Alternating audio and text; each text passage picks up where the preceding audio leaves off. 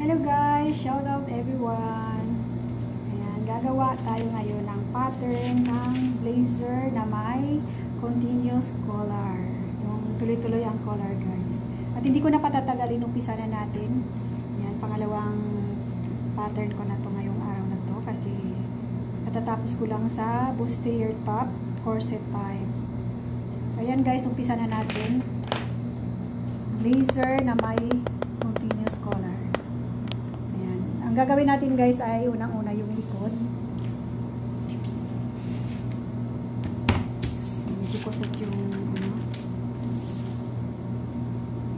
magawa tayo ng sukat. Shoulder niya 15, 36 yung bust niya, katulad yung sukat dun sa tapos 30 ang waistline. Yung hips niya 40, sa pinaka-hips ito, pero hindi naman tayo aabot doon, first hip lang. Figure niya 9 1/2 from shoulder to bust, then tuloy-tuloy sa length ng figure ng harap 16 halimbawa, hanggang length ng blouse 20. Yan, hanggang 20 lang kunwari. Tapos yung sleeve niya kunwari ay 20, tapos yung arm niya ay yung pinaka-arm niya halimbawa 12, then sa siko halimbawa 10 at 7 1/2 doon sa dito sa wrist. Tapos yung armhole niya siguro mga 17, depende, lalabas naman yan guys yung armhole kasi dati hindi ako kumukuha ng sukat ng armhole kasi lumalabas naman siya doon sa sukat niya pagka ginagawa na yung pattern. Pag mayroon kang shoulder bust, yan, waistline, yung figure, yan. So, lumalabas naman siya. Okay guys, umpisa na natin dito sa likod na party, ayan. Katulad ng dati kong ginagawa, umpisa sa likod. I-level natin yung L square dito sa sentro ng likod. Pero ito pala guys, na likod niya, pag blazer, cutting talaga to. Tapos pag didikitin din lang naman. Medyo may konti lang nabawas dun sa parting waistline para kumorb yung likod. Hindi katulad ng normal na blouse na buo siya pag tinabas. Ito talagang cut siya.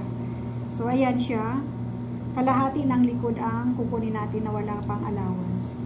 Buhitan natin ng ganyan. Naka-stretch siya guys. Stretch siya dito. Yung shoulder niya na 15, kunin natin yung kalahati. 15, 7 1/2. And then, dito yung shoulder guys ito yung sentro ng likod.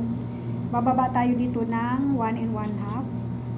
Umpisa dito sa center ng likod. Magsusuka tayo ng 3 inches para sa neckline. And then, i-connect na natin yung 3 inches saka yung baba na 1 1/2. Ganyan. Ilipat natin dito sa baba yung 7 1/2. Yung sa taas na yun, ilipat natin. Dito yun. Tapos guys, sa cutting nito, mag-a-add tayo ng 1 inch. Bali yung 1 inch na to, allowance siya na 1/2 ng likod tsaka harap. Dito na siya nagsama sa likod. Bali yung harap, pag tinabas natin, sakto na lang doon sa sukat na figure niya. Wala na siyang, kasi nandito na siya sa likod. Dito naman guys, umpisa dito sa straight na line mo, magbaba ka ng 1 cm or 3/4. Yan, 3/4. Papunta doon sa leg na ganyan. Parang ang laki ng sukat nitong tape measure na to. Okay naman siya. Ayan guys, yung neckline ng likod. Tapos ito yung niya. Ngayon guys, kukunin na natin yung figure. Ang figure pala guys, hindi parehas yung figure ng harap at saka yung figure ng likod. Yung nabigay ko sa inyo, 9 1/2, 16 yung harap, 9 1/2 yung sa bust point, tapos 16 hanggang 20 yung length. Ngayon yung likod, gawin na natin na example lang ay 15 lang. Mas maiksi yung likod Example lang ay 15. Ayan, yung iba nga mas maiksi pa 14 lang kahit matangkad siya. So ito, 15 to guys hanggang 20. Ngayon guys, kung 20 ang haba at 15 ang figure niya dito sa likod, 16 sa harap, ibig sabihin mas may 1 inch siyang difference, di ba? So, dahil sa naging 16 yung harap, dahil sa boobs niya, yung likod wala naman. Kaya gawin lang natin itong 19. Imbis na 20, 19 lang yung likod. Lalabas din yung 20 guys na length niya doon sa harap. makikita nyo din. So, ito, guhitan muna natin yung waistline. Ayan. Tapos yung length niya, minarka natin ng din. Ganon. At markahan lang natin ang kunti sa tatamaan ng bust niya para sa sukat. Ito yung 9 1/2. Pero wala man, hindi to guys yung hindi dito, kumbaga minarkan lang natin ng konti para sa pagsukat natin ng bust niya. So ngayon, yung 36 na bust niya, kung yun ang sukat ng customer, pwede kayong mag-add guys ng 2 inches or 1 inch, depende sa gusto na fitting nung may magsusuot.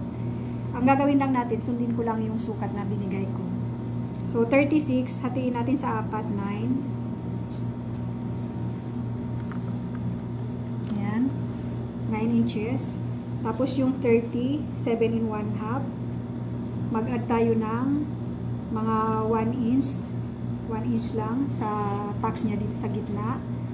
At yung hips naman guys, 40. Ayan. Yung hips niya kaya, estimated niya, mga dito yun. Mga siguro 7 from waistline or 8. 40. Ang kalahati, ang 1/4 niya ay 10. So kung i-point natin doon sa 10, igaganon natin. Bali, ito yung pinaka-hemline ng ng blouse niya. Nasa 9 1/2 lang guys. Ayan. Para makuha natin yung, pwede rin na kung sa customer, pwede na natin sukatin yung length kung saan tumama.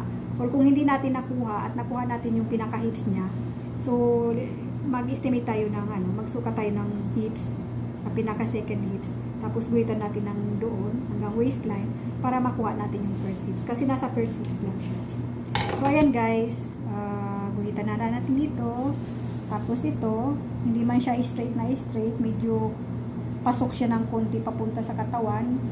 Ayan, kasi yung katawan natin hindi naman straight masyado. Ayan siya. Tapos guys, yung mga dito naman sa chest, minsan kumukuha tayo ng sukat ng likod dito. Minsan naman kung hindi natin nakuha, pantay lang kung ano yung shoulder, niya, 15. So 7 1/2 at minsan naman sa 7 1/2 na yan, medyo babawas tayo ng konti. So 7 1/2, bawasan natin ng 1/4. Yan, pwedeng 1/2, depende. Pwedeng 1/4. So, igagano natin siya. Tapos, dito sa point ng bust niya, guys, ito. Kahit dito sa bandang gilid, guhitan natin. Ako, ang ginagawa ko, nagtataas lang ko dito. Depende kung gusto nyo makuha yung armhole niya. Kung halimbawa, ang sukat 18 or 17. Hatiin nyo lang yun. Halimbawa, 17. Pwede nyo igano yung 8 1/2. Kasi, di ba, mayroon ka ng guhit na ganito. Pwede mo siyang ipa-curve ng ganun kung saan siya aabot. Ayan. Or, minsan nagkukuha ko dito ng mga 1 1/2 or 2 inches, ganyan. Para nakasiguro ka, wag mo muna siyang lalakihan yung armhole kasi pwede ka namang mag-recut sa armhole pag ikakabit mo na yung sleeve niya. So, iyan, nagtaas ako ng 2 inches. Umpisa dito sa 9 1/2 at ngayon, i-curve ko lang siya ng papunta doon sa linyang ito. So, ayan na guys yung likod. Ayan na yung likod niya. Ngayon, yung 1 inch na binigay natin para sa tax, guguhitan natin dito sa likod. 3 1/2 para sa center ng tax niya. Ayan. Tapos, guhitan natin dito. At bawasin natin yung 1 inch para sa tax.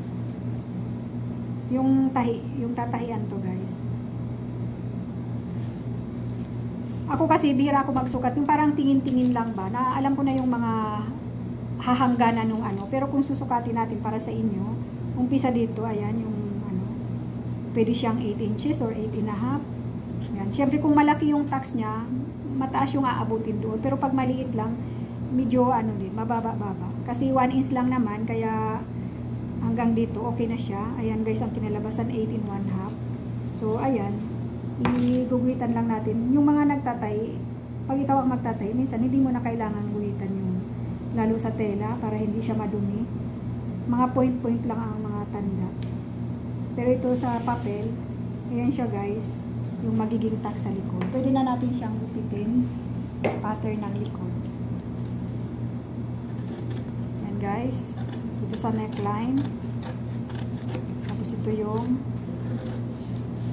likod. May pattern ako ng ganito na blazer, pero yung pattern ko na yun parang wala yatang collar yun. Ito kasi may continuous collar na gagawin tayo. Syempre kailangan yung likod para ma-explain ko sa inyo kung paano nangyari yung continuous na collar. Kailangan natin kasi yung neckline ng collar. So ayan guys, medyo panguin natin ng konti yung side, ganyan, kasi matulis masyado pag ano. Yan, bawas lang ng konti dito. Ito na yung pattern ng ito. At ito yung pinaka-center ng ano niya, sa may bandang waistline ng likod. Pwede natin dito bawasan ng konting-konti lang naman. Pwedeng hindi, pwedeng oo, pero ang ano lang nito guys, para kumapit dun sa likod yung cord niya, para maganda. Hanggang din dun sa tapat ng ano, level ng tax niya. Ayan yung tax niya, ayan hanggang dyan. Tapos ito, lalaki ka dito, 1/4 lang naman yung tinanggal ko. Pwede natin tanggalin yan, pero mamaya na kasi gagawa tayo ng front. So ngayon guys, punta na tayo sa front kasama yung collar niya na continuous. Dito na tayo guys. Ayan. Mag-guhit muna tayo ng straight na line gamit tong L square. So ayan, para nai-square natin eskwalado, kailangan palaging L square. Pwede rin na roller lang. Mga expert na talaga sa paggamit ng roller. Kaso mas accurate siya dito. So ayan guys, nagbigay ako ng space para sa collar. Ito. Sana magkasya. Kunin muna natin tong line na to para sa center ng harap dun sa may butonisan. Tapos ito yung magiging shoulder niya. Ayan guys. Sorry, hindi ko napansin yung camera. Ayan. Yung magiging shoulder. Tapos ito yung magiging harap sa may butonisan. Ayan guys. Letter L. Ba't kaya parang madilim?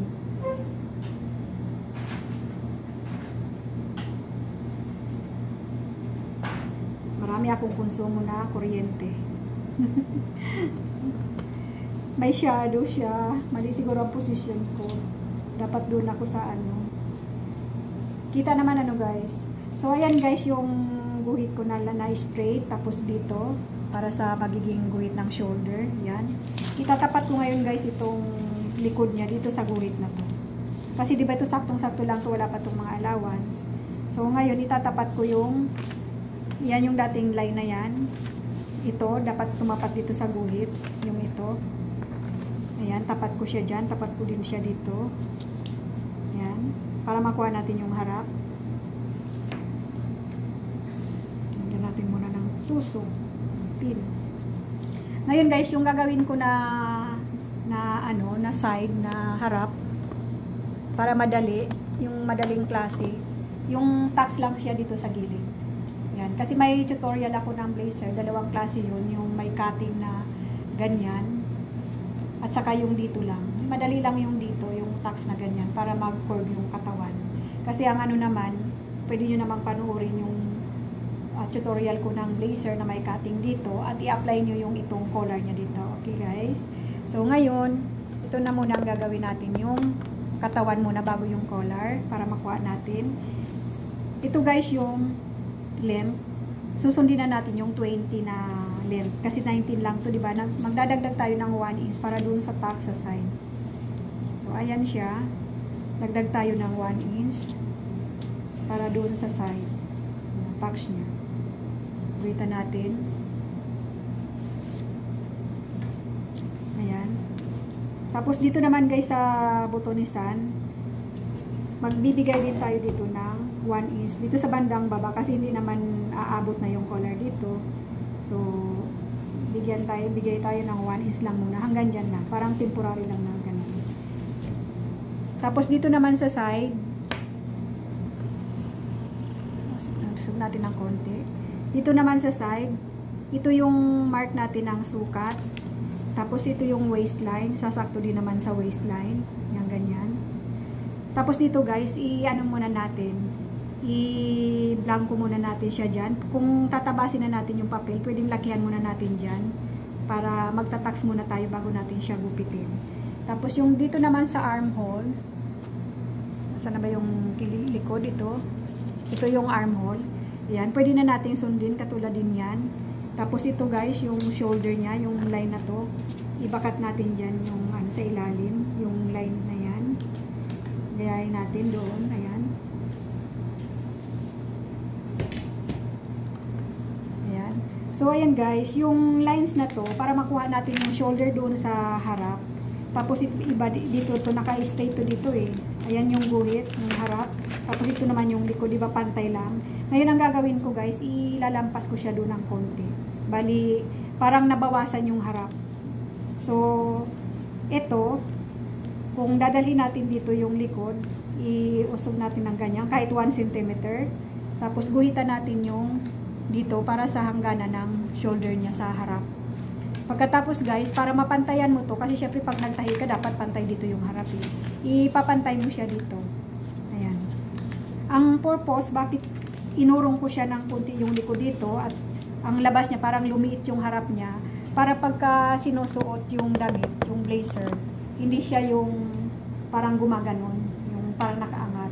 Kasi syempre, maliit na yung harap, hahabulin niya yung likod, mababanat siyang ganun, magpa-flat siya ng ganyan. Kasi pag pantayan, parang ang ano, sa experience ko lang, lalo na pag walang collar, yun yung ano, yung umaangat yung neckline. Kung mga round neck na ganyan, tapos pinantay mo lang yung harap sa kalikod, gumaganyan yan eh, gumaganon. Kaya syempre, bawas siya, tapos sinunod mo yung likod, mahahatak siya ng ganun. Tapos gaganon siya. Kaya magpa-flat siya dito. Yun yung technique ko doon guys, kaya nagbawas ako ng konti. So ngayon, may tanda na tayo ng shoulder. Ito, tinandaan ko siya. Ayan, ibalik natin. Parang na-refresh lang yung pattern making ng blazer kasi may gawa na akong ganito eh. Tapos ngayon guys, ito yung harap, yung armhole. Pasok ka dito ng 1/2 or 1 cm. Tapos i-point-point mo nyo doon, guhitan mo siya. Ganon din yung dito. Yan, diretso na natin yung pa-curve ng ganyan. So, ayan guys yung armhole ng harap. Tapos ito yung point ng start ng hindi na nakikita. Parang madilim ano. Ito yung armhole ng harap. Tapos ito yung side. Wala pa dyan kasi gagawa tayo ng tax. At saka yung length niya, okay na yung length niya. Ayan, naka-ready na yung length niya. Tapos ito yung side niya, hanggang waistline muna siya. Ito yung waistline, itatapat natin doon. Ayan siya. Kasi mahaba siya guys yung side eh. Yung sobra na yan na haba, yun ang gagamitin natin doon sa tax niya na pagano'n. So, hayaan muna natin yan guys. Magsukat tayo ng 9 1/2 para sa bust point ito. Yan. Ngayon, yung distansya niya mula dito sa center, kahit na mga 4 1/2, hindi naman siya kailangang umabot doon sa, di ba 3 1/2, 7 yung distance ng bust point. Hindi man siya kailangan na umabot doon. Medyo less siya ng, ano, distansya pa siya ng mga 1 inch dyan. Tapos, iguguhitan nyo ng ano, parang tansyahan lang guys, basta pababa siya ng ganun, hindi siya straight. Guhitan mo siya ng ganyan. Yan, para sa tax. Tapos, di ba mahaba siya? Tingnan natin kung anong sumobra. Ayan siya, yung guhit ng harap. Tapos ito siya yung sa taas. Sumobra siya guys ng 1 1/2. Sobra pa nga ng konti. 1 5/8 pa halos. So 1 1/2 kasi bawasan natin ng konti dito sa tulis. Medyo panguin natin ng konti. Ayan. So, dito, 1 1/2 ang sobra niya. Ibig sabihin, guys, yung 1 1/2 na yun ang ipapasok natin dito sa tax. Ibig sabihin, ang laki nito, tig 3/4 siya. Bali, magiging 1 1/2. So, ayan na siya. 3/4, umpisa sa center na guhit ng pa-slide. Ayan, guhitan natin ng straight. 3/4. Tatansyahin natin guys yung tatamaan ng sukat na ganun. Diba 7 1/2, hindi na tayo magtatax ng paganyan eh. 7 1/2, kung lumaki-laki man to maging 8, okay pa rin yun guys. Kasi blazer naman siya, hindi siya kailangang fit na fit katulad ng mga dress or blouse na ano. So kahit na 8, ayan, yung center niya, guhitan natin ng ganyan. Handa yan. Tapos, i-fold natin yung papel para makuha natin yung lines ng side, ng harap. I-fold natin ito. Kunyari, magtatax na tayo. Siyempre, ganyan siya. I-fold natin yan guys. Ganyan. So, ayan guys, ito yung 8. Umpisa doon. Bali, maluwag-luwag na yan sa 30 na sukat. I-point lang natin yung diretso ng ganyan. Ayan. Para klarado yung figure ng harap, 16. Tapos yung likod 15, di ba? Pag sa tagiliran, dito ka susunod sa 15. Pero yung harap mo, ito yung ano niya, sa 15 ka. Kasi ano siya. So, ayan guys.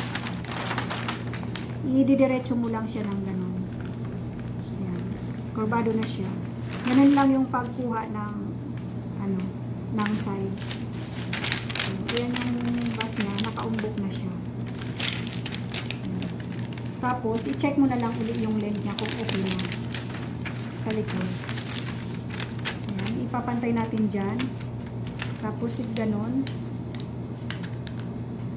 Ayan, yung sukat nito.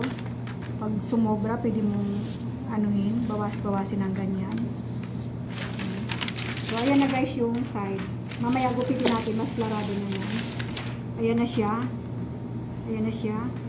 Tapos ito siya yung final na sukat. Ayan. Ngayon guys, ang kukunin na naman yung, yung collar na continuous. Mula dito, sa likod, ayan. Ito guys, pag sa cutting, sagad na to. Pero dito sa mga wala pa siyang mga allowance. Ito na rin siya, sagad na rin siya. Kasi ito yung 1 inch na to. Ito na yung magiging allowance ng harap at saka likod. So yung collar guys, kung magkakabit na tayo ng collar dito, ibig sabihin, kasi may allowance siya, papasok tayo ng 1/4. So tatandaan natin dito sa harap, yung tatamaan ng 1/4. Halimbawa, pumasok tayo ng 1/4. Kung saan siya tatama dito, sana nakikita niyo. Sinasabi ko naman guys, yung 1/4, halimbawa ito na yung likod niya, yung 1/4 na yan, tatapat yan itong guhit na to na 1/4 dito. Yan siya guys, ito. So, ito yung tatamaan din ng ano niya, yung collar na continuous, plus mag-allowance tayo para sa pagkabit doon sa likod. Ibig sabihin, ito ang finish niya ng collar niya. Ngayon naman sa harap naman guys, tanggalin na natin siya. Sa harap naman, kung saan aabot yung open ng neckline, depende rin sa inyo. Halimbawa ito, 9 1/2, ayan, 9 1/2. Ibig sabihin, ito yung bust point. Tapos ang figure niya ay, ano ba yung binigay ko? 16 sa harap. Hindi mo makailangan na, kung blazer, hindi man kailangan na hanggang doon sa mismong waistline talaga. Example, above the waistline ay 2 inches. So dito, ibig sabihin yung collar, pag nagbukas, magko-close ka dito sa parte na to, 2 inches above the waistline. Pwede mong lagyan ng 2 butones dyan, waistline at saka sa bandang taas na ganyan. Tapos ito yung allowance sa overlapping. Wala pa siyang allowance para doon sa ilalim ha. Hiwalay na tela yan. Ngayon, kukunin na natin guys yung continuous collar kung paano nangyari. So,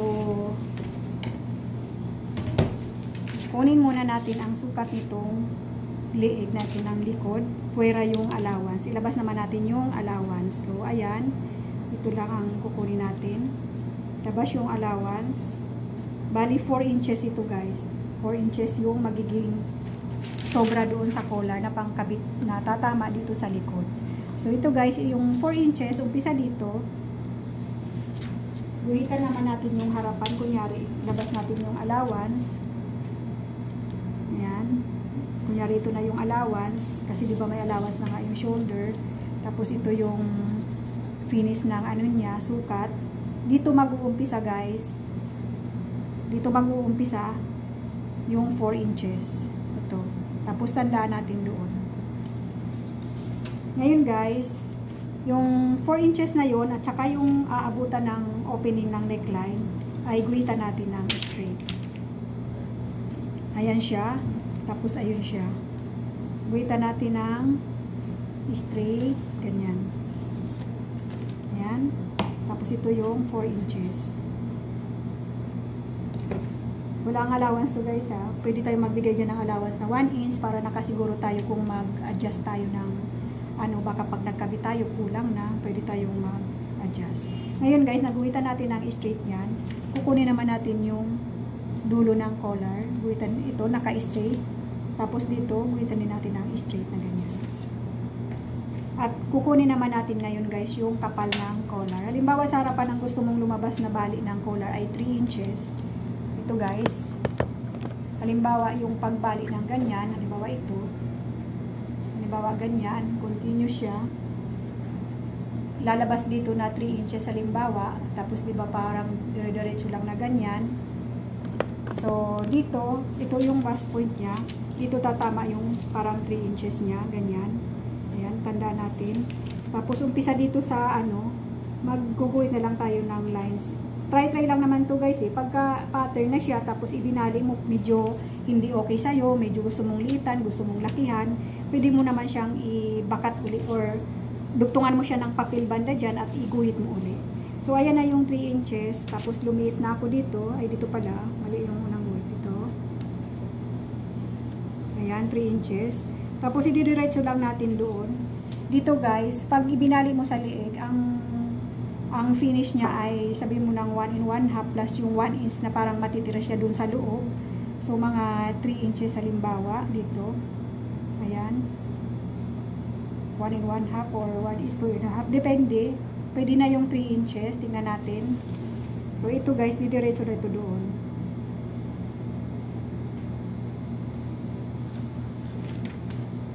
Basta ang importante kasi kung paano mo nakuha yung continuous na ganyan. Tapos yung doon sa dulo na kung paano gamitin yung L square doon, ayan.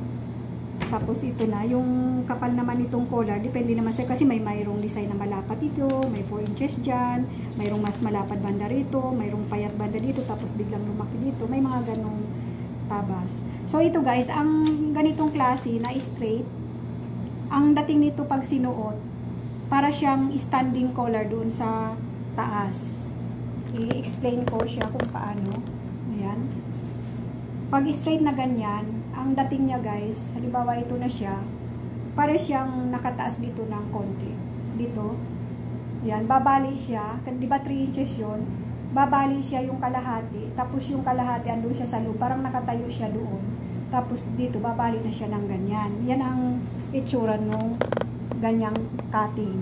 Ngayon, pag ang gusto naman nyo, or halimbawa gusto ng may-ari ayaw niya ng nakataas doon, ang gagawin nyo lang guys dito, ipapakurve natin papunta doon. Yan. So ito, mula dito, parang ibaba lang natin ng halimbawa 1 inch doon, ayan, para mas bumuelo yung labas, parang magluluwag siyang ganyan. Ipapakurve natin mula dito. Ayan. Ganon. Tapos, syempre, pag nag-curve na siya, ganon din, i-check natin 4 inches mula dito. Kasi curve na siya eh. Ayun, dito na siya guys. Tapos, bubuka na rin siya dito. Ito na yung direction niya, halimbawa. Ayan. At pagkatapos, yung lapad niya na 3 inches pa rin, ando doon pa rin. Ito na siya guys. Tapos, yung kung ano ang sukat nito, ganun pa rin siya. Yan. Bali, lumuwag lang siya guys doon sa bukanan niya para pag binali yung collar, mas babagsak siya sa katawan. Hindi siya yung tayo doon sa likod. Kasi mayroong mga maiiksi ang liig na ayaw nila ng mataas ang collar. Kaya ang cutting niya parang ganun. Parang nagbilog. Tapos ganyan na siya. Nag-extend siya doon compare dito sa isa. Ikakat ko para makita nyo yung diferensya. Bali, iyan na guys yung pattern ng harap. Ang kulang na lang natin ay yung sleeve. Dalawa na yung dala niyang ano guys, yung collar. Ayan. Itong pattern ko na to guys, katulad na sabi ko doon sa likod, mayroon na siyang allowance dito. Pero ito wala. Kaya pag nagtabas kayo, magdagdag na lang dito ng mga 3/8. Ayan, dagdag ka. Tapos dito sagad na. Ngayon pagtatahiin na, pipikitihan mo itong parte na to na umabot dito. Di ba nagdagdag ka ng 3/8? Dito po siya. Pipikitihan mo siya dyan para mabuka siya at ikakabit mo doon sa likod.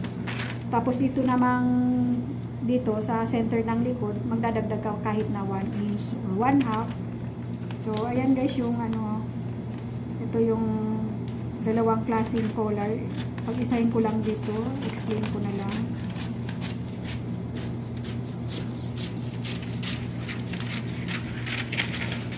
Ayan siya.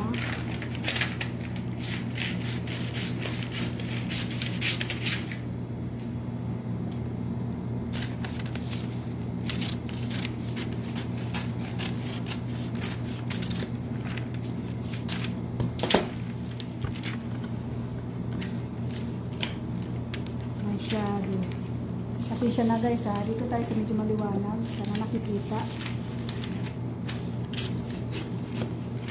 Ito yung tax, pwede mong i-tax ng ganyan tapos gupitin mo na siya. Ayan, sexy. Ayan guys.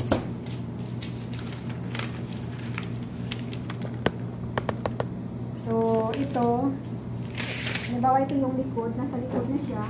Doon. Dito, nakalagay na siya, halimbawa ganyan.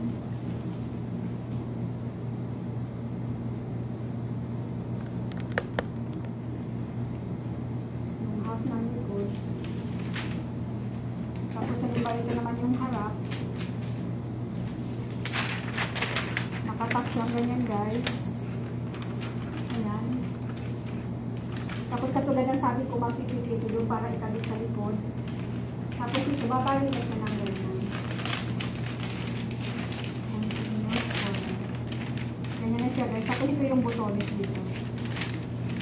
Tapos yan, nakataka siya.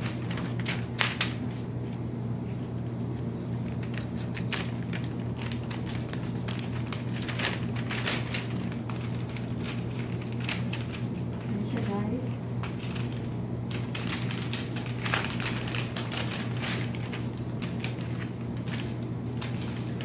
Ayan siya. Yung isa, pag ito ang gagamitin yung parang nag-extend doon na nag-cord, bali bagsak siya doon sa liit. Pero hindi naman yung sobrang bagsak lahat. Medyo may konti pa rin naman na nakatayo siya. At pag yung straight naman siya, ang labas niya naman ay parang naka-stand doon sa likod. So ngayon, ang kulang na lang guys ay yung sleeve. Kumpletuhin ko na kahit na alam ko madali naman yung sleeve. Ayan. Yung sleeve. Para makumpleto. Halimbawa ito. Ayan, pinold ko na para buo. Pwede rin nakalahati. Basta alam yung center fold yun. Magpasay na lang natin itong papel. Ayan, mag-point kayo doon. Tapos yung haba nito, ayan, 20. Sakto. Halimbawa 20 ang sleeve. Tapos umpisa dito guys, baba tayo ng 5 inches, tamang-tama lang. Pwede mo pang gawing 5 in 1/2. Pwede rin na 4 in 1/2. Pero pag 4 in 1/2, hindi siya lalabas na tailored. May parang kulubot siya dyan sa may kilik-kilik. Yung 5 in 1/2, saktong-sakto lang pero medyo parang hirap ka sa pag ganun kasi mababa na siya. Yung 5, sa ganitong sukat, ang armhole niya ay 17. Parang tama na. Tingnan natin guys yung armhole nito. Tama, 17. So, ang sample natin ng ano, kasi hula lang naman, ang sample natin ng arm ay 12. So, 6. 6 siya. Tapos yung siko, ang siko niya ay 10. 10. Tapos dito ay 7 in 1/2. So, yung 3/4. Ayan lang guys, yung pagkuha ng sleeve. Markahan lang natin ng ganyan. Medyo pa-curve siya ng konti, pasok siya sa loob. Tapos yung dito sa armhole, madali lang na gawa, ganyan. Pwede natin ganyan, natin sa gitna. Tapos i-curve lang natin ng ganyan. Ganun guys.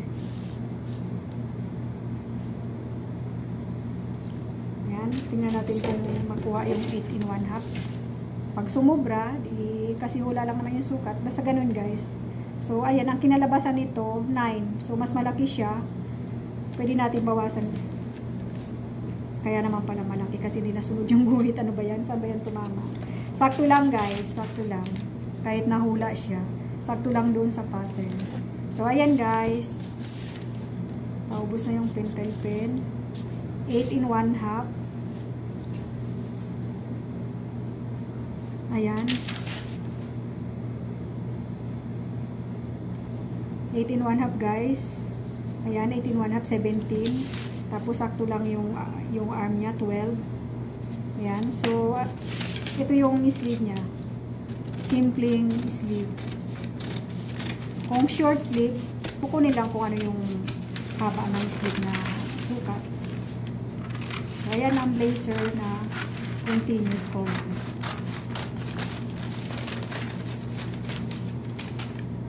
Magulo na yung papel. Ipitin na natin. Ayan. So, ayan guys, yung pagtabas, explain ko lang ito, magbibigay tayo ng allowance na malaki-laki, mga 1 inch. Kasi syempre, pag nag-fit na at gusto ng mas maluwag, mayroon pa tayong pwedeng i-adjust. Dito naman sa tupi naman, magbibigay tayo ng 1 in 1 half hanggang 2 inches pwede para sa fold niya. Lilip siya, yung tahi sa kamay.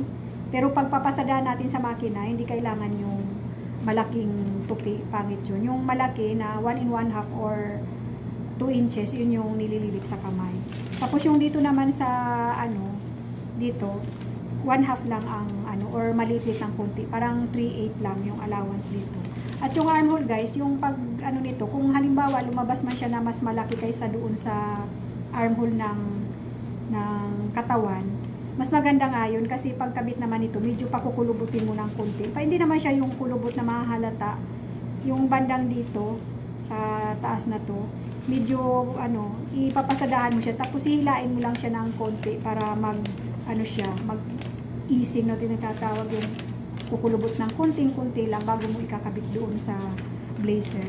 Pero dahil ito sa subakto siya, pwede nyo siyang dagdagan ulit doon or i-check nyo na lang yung sukat nyo ng bust niya or yung armhole niya, baka pwedeng litlitan ng konti. Yung mga ganyan na kasi blazer naman maluwag yan dapat.